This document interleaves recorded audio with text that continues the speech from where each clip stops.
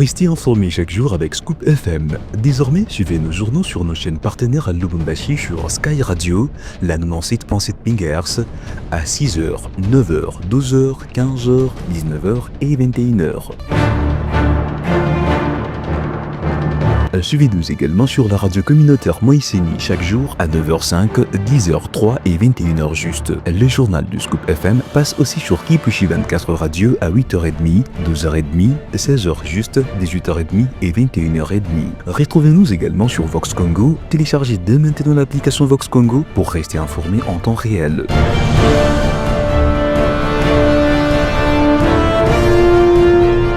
Scoop FM, suivez-nous sur notre page Facebook et sur notre chaîne YouTube pour tout savoir sur l'actualité locale, provinciale, nationale et internationale.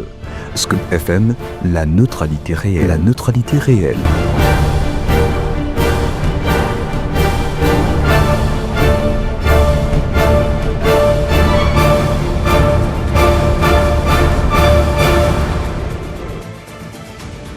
Lundi 23 juin 2025, une nouvelle session du journal sur les ondes de la neutralité réelle. Mesdames et messieurs, bonjour et bienvenue à cette édition d'information sur votre radio.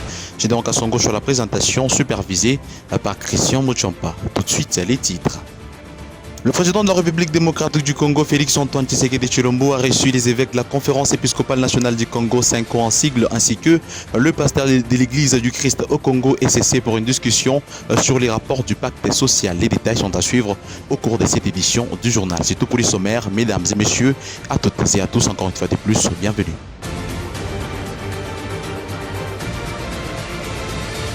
Commençons ce journal par cette information. Le président de la République démocratique du Congo, Félix-Antoine Tshisekedi Tshilombo, est arrivé ce lundi matin à Luanda, en Angola, pour participer au 17e sommet des affaires États-Unis-Afrique, organisé par la Corporate Council on Africa, CCA.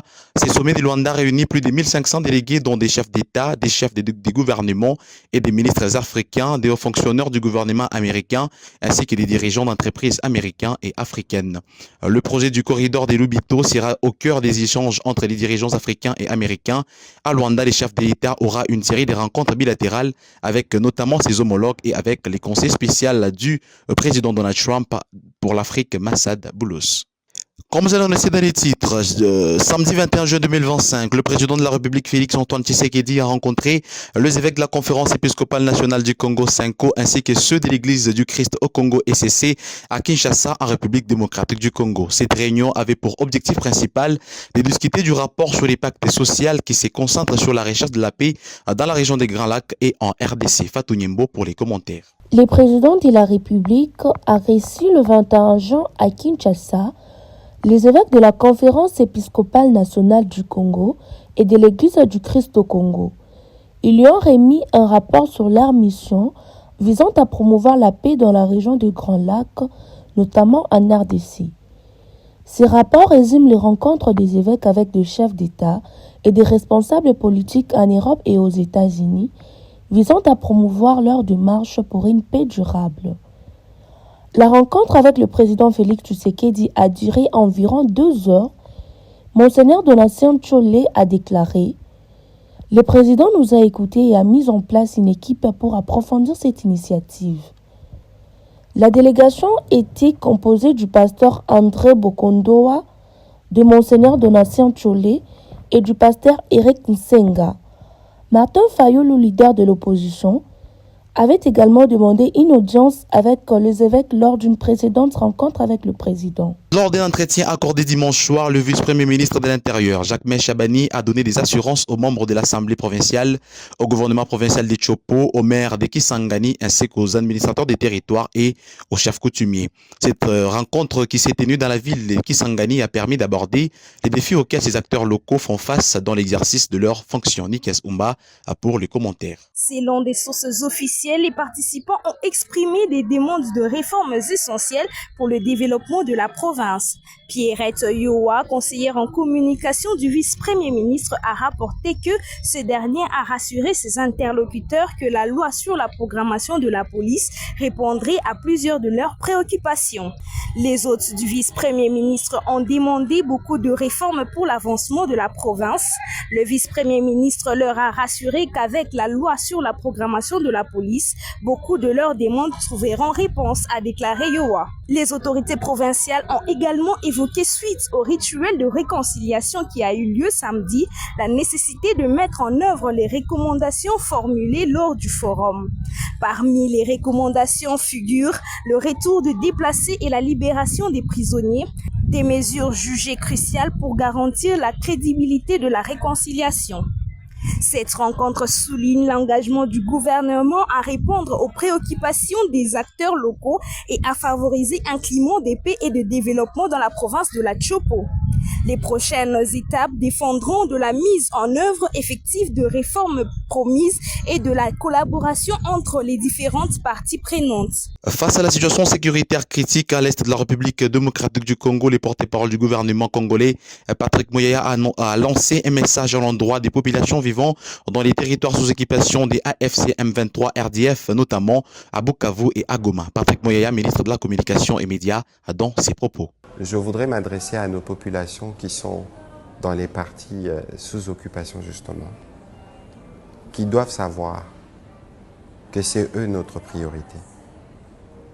Ils doivent savoir que matin, midi et soir, le président de la République, le gouvernement, nous suivons assidûment tout ce qui se passe. Tout ne peut peut-être pas être dit, mais tout est fait pour que très rapidement, nous quittions cette situation d'occupation avec toutes ses conséquences et pour que très rapidement, nous puissions nous tous être en mesure de retourner à Goma, de retourner à Bukavu, comme ce fut le cas à l'époque. Et donc ici, ce que je leur demande, c'est difficile, nous le savons, mais je pense que dans des cas comme ceci, il n'y a pas meilleure manière de sortir de la crise qu'en étant unis, en communion avec nous. Parce qu'il y a beaucoup, je ne voudrais pas utiliser l'expression que vous avez utilisée tout à l'heure du poison rwandais, mais je crois qu'il y a beaucoup des gens qui ne veulent pas que cette situation se termine. Toujours dans ces journaux, élu gouverneur le 2 avril et investi par ordonnance présidentielle le 7 mai 2025, Jean Bosco Kotongo a rejoint Gbadolit, chef-lieu du Nord Ubangi, ce lundi, après près de 2 mois après son élection à la tête de l'exécutif provincial. Plus de détails avec Joyce Kalinga. À son arrivée à l'aéroport international de Gbadolit, situé dans le quartier Mwanda, il a été chaleureusement accueilli par une foule nombreuse composée des militants des partis politiques, de regroupements associatifs et des simples citoyens. Dans un discours d'environ 8 minutes, le nouveau gouverneur a lancé un appel à l'unité, à un changement des mentalités. Il a notamment dénoncé les discours des divisions. Je ne suis pas le gouverneur de Businga, mais celui des tout Nord-Ubangi, a-t-il martelé. Jean Bosco Katongo a également évoqué les priorités de son mandat, notamment la gestion financière de la province et l'organisation de la fonction publique. Il a également évoqué les priorités de son mandat, notamment la gestion financière de la province et l'organisation de la fonction publique au niveau provincial. Notons qu'il devient le 4e gouverneur de la province du Nord-Ubangi après Thérèse Guerembo, Nyazolo, Isato Nzenge, Lokole et Malo Mobutu Ndimba. Il a été élu avec 11 voix sur 18 votants. La nuit a encore été meurtrière à Kolwezi. 2 personnes ont perdu la vie sous les balles des bandits armés dans le quartier judiciaire de Cinquantenaire, a plongé une fois de plus dans la terreur. Selon le premier témoignage recueilli sur place, l'attaque s'est déroulée dans la nuit du samedi à dimanche. Des individus lourdement armés ont fait irruption dans une habitation, sémant la panique parmi les équipants. Les faits sont d'une violence insoutenable. L'une des victimes atteinte de 2 balles est décédée sur les coups. La seconde personne tentant de résister à la tentative de vol a reçu une balle mortelle. Dans la maison, les murs et les sols étaient maculés de sang, témoignant de l'extrême brutalité de cet assaut. International cette fois-ci, après que les États-Unis aient bombardé 3 sites nucléaires iraniens, le président Donald Trump déclare la guerre à l'Iran et finit son discours par « Que Dieu bénisse Israël ». J'ai vous prie de l'écouter dans cet extrait choisi par votre rédaction. Je vous remercie de votre attention. Il y a peu, l'armée américaine a effectué des frappes massives de précision sur les 3 principales installations nucléaires du régime iranien, Fordo, Natanz et Ispahan. Fordo, Natanz and Esfahan. Tout le monde a entendu ces noms pendant des années, alors qu'ils construisaient cette entreprise horriblement destructrice. Notre objectif était de détruire la capacité d'enrichissement nucléaire de l'Iran et de mettre un terme à la menace nucléaire posée par le premier État soutenant le terrorisme dans le monde. Ce soir, je peux annoncer au monde entier que les frappes ont été un succès militaire spectaculaire. Les principales installations d'enrichissement nucléaire de l'Iran ont été complètement et totalement anéanties.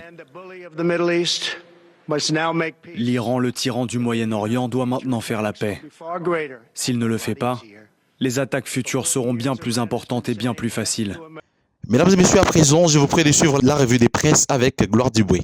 C'est un grand plaisir de vous retrouver. Bonjour à tous et bienvenue à cette revue de presse que nous ouvrons par ces titres de radio-okapi.net. Pacte social, Félix Tshisekedi reçoit les rapports des missions Senko et CC. Le président de la République a reçu samedi 21 juin à Kinshasa les évêques de la conférence épiscopale nationale du Congo et ceux de l'église du Christ au Congo. Ces derniers lui ont remis les rapports de leur mission portant sur les pactes sociaux qui s'inscrit dans les cadres de la recherche de la paix dans la région des Grands Lacs en général et en RDC en particulier. Ces rapports font état de la mission effectuée tant au pays qu'à l'étranger à l'initiative des évêques de ces deux confessions religieuses. Ils ont rencontré certains chefs d'État de la région, de l'Europe et autres responsables politiques aux États-Unis d'Amérique pour leur expliquer l'essence de la démarche qui se fonde sur la recherche d'une paix durable dans la région. La délégation qui a rencontré le président Félix Tshisekedi était constituée du président de l'église du Christ au Congo, le pasteur André Bokondoa, du secrétaire général de la conférence épiscopale nationale du Congo, Monseigneur Donatien Cholet, et du secrétaire général de l'ECC, les pasteurs Eric Nsenga. Notons que lors de l'audience lui accordée par Félix Tshisekedi, il y a quelques semaines, les leaders de l'opposition, Martin Fayulu,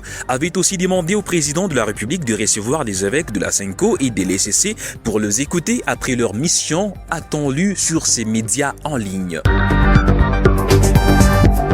Terminons par Mediacongo.net qui titre à la une « La population et les élus des Béni saluent la signature du mémorandum révisé pour les opérations conjointes FRDC-UPDF ». La signature vendredi 20 juin à Kinshasa du mémorandum révisé pour les opérations conjointes entre les forces armées de la République démocratique du Congo et l'armée ougandaise UPDF est favorablement reçue à Béni dans le Nord Kivu. La population et les élus locaux voient dans cet accord une opportunité de mettre fin aux violences des groupes armés, notamment les massacres perpétrés par les rebelles de ADF et d'amorcer un retour à la stabilité dans cette région meurtrie. Au lendemain de la signature de cet accord, les élus nationaux et provinciaux des Béni ainsi que des représentants des différentes couches de la population se sont réunis samedi 21 juin pour évaluer cette mesure. Lors de cette rencontre, ils ont unanimement félicité les gouvernements pour ces nouveaux engagements qu'ils considèrent comme une étape importante vers la paix et la sécurité dans l'est de la RDC. Le chef d'état-major général de FARDC, les lieutenants général Bonza Mwilambwe et les générales d'armée Muozi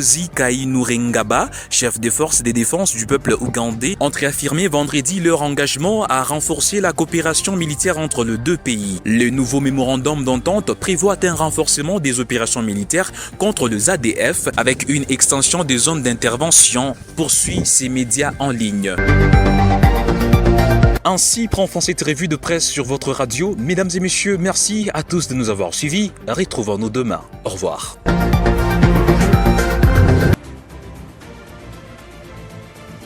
C'est la fin de ce journal sur les ondes de la neutralité réelle. Merci à vous de l'avoir suivi de partout. On vous rendez-vous demain avec le même réel plaisir de vous informer. Au revoir.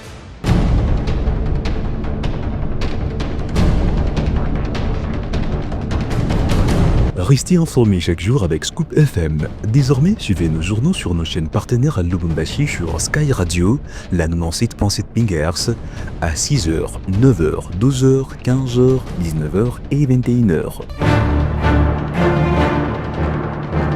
Suivez-nous également sur la radio communautaire Moïseni chaque jour à 9h05, 10h03 et 21h juste. Le journal du Scoop FM passe aussi sur Kipushi 24 Radio à 8h30, 12h30, 16h juste, 18h30 et 21h30. Retrouvez-nous également sur Vox Congo. Téléchargez dès maintenant l'application Vox Congo pour rester informé en temps réel.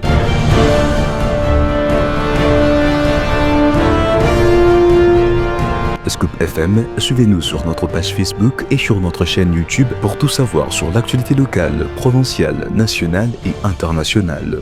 Scoop FM, la neutralité réelle. La neutralité réelle.